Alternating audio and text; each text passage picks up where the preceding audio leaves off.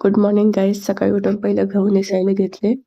पीठ संपलेलं होतं म्हणून पहिलं गहू नेसून घेतले. पिल्लूला हलवत हलवतच गहू नेसले होते. नंतर वॉशिंग मशीन मध्ये कपडे लावून घेतले. कपडे धुवायचे खूप होते. मी रोज काय वॉशिंग मशीन वापरत नाही, 2-3 दिवसाला लावत असते. आज कपडे जास्त होते म्हणून पहिलं वॉशिंग मशीन लावून घेतली. पिल्लू झोपलेली होती. नंतर पिल्लू उठले. आता बघा मी चाय घेतला दुपारी आणि पिल्लू मध्ये मध्ये करत होती, चायचा कप मागत होती. हे बघा, कप घेण्यासाठी कशी तिची हालचाल होऊ लागली होती. कपासाठी मला चिटकत होती, कधी केस ओढत होती, कधी बघा मांडीवर येऊन बसली. नंतर मी मेथी खोडायला घेतली तर मेथी खोडू लागली पिल्लूनं मला. मेथी काय खोडू लागली नाही, पण मध्ये मध्ये करत होती. आणि तिला दात यायलेत म्हणून ती प्रत्येक वस्तू तोंडामध्येच घालत आहे. हे बघा, मेथी खोडू लागली, माझी केस बी ओढत होती मध्ये मध्ये. आणि नंतर थोडी भूक लागली होती, मग मॅगी करून खावा म्हणले.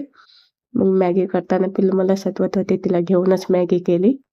मॅगी एकदम सिंपल पद्धतीने केली होती. मी काही त्याच्यात मसाले वगैरे काही ऍड केलेले नव्हते, फक्त हिरवे वाटाणे टाकले. आणि मग नंतर रात्री काही की वांग्याची भाजी बनवायचा प्लॅन झालता. भरलेले वांगे बनवायचे होते. तुम्ही भरलेले वांगे कसे बनवता कमेंटमध्ये नक्की सांगा. थोडं 2 चमच तेल घेतलं, कांदा टाकला.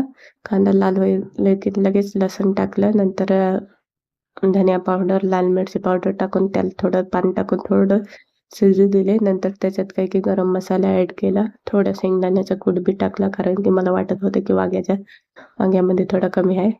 मग नंतर टमॅटो वगैरे बी टाकून टमॅटो वगैरे त्याच्यापैकी त्याला शिजू दिलं मस्त. आणि थोडं पाणी टाकून मसाल्याला शिजू दिलं.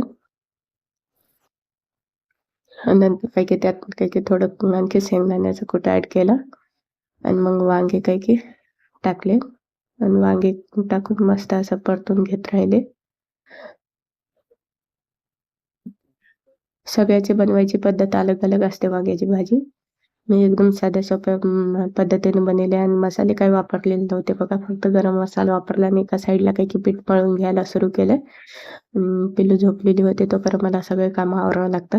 लगेच काही एका साईडला भाजी ठेवली शिजायला आणि एका साईडला चपात्या लाटून घेतल्या. पिल्लू थोडं उठली होती, तिला हलवतच करत होते. किचनमध्ये पाळणा लावला होता आणि तिला हलवू लागली एका हाताने आणि चपात्या लाटू लागली होती.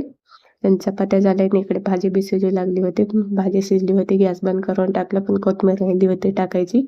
मग लगेच कोथिंबीर चिरली आणि कोथिंबीर टाकली. बघा, आणि झाली वांग्याची भाजी रेडी. भेटूया उद्या नेक्स्ट व्लॉगमध्ये.